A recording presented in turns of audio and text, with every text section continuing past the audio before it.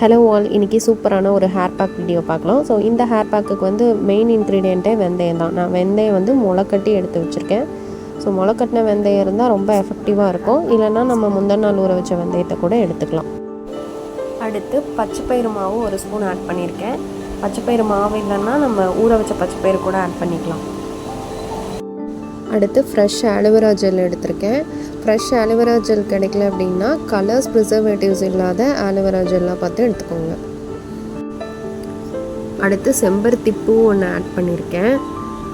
அதுக்கப்புறம் கொஞ்சம் கருவேப்பிலை ஆட் பண்ணியிருக்கேன். இது எல்லாத்தையும் வந்து நல்லா கிரைண்ட் பண்ணி இந்த கன்சிஸ்டன்சிக்கு எடுத்துக்கோங்க. இந்த ஹேர் பேக்கில் வெந்தயம் ஆலோவேரா ஜெல் ஆட் பண்ணியிருக்கிறதுனால பாடி ஹீட்டை நல்லாவே ரெடியூஸ் பண்ணி கொடுக்கும். பாடி ஹீட் ரெடியூஸ் ஆனாவே ஹேர் ஃபால் நல்லா கண்ட்ரோல் ஆகும். அதே மாதிரி ரொம்ப ஸ்மூத் அண்ட் சாஃப்டாகவும் இருக்கும் இந்த ஹேர் பேக் யூஸ் பண்ணும்போது.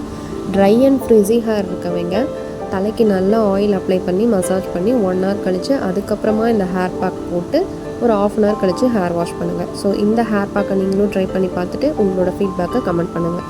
தேங்க்ஸ் ஃபார் வாட்சிங்.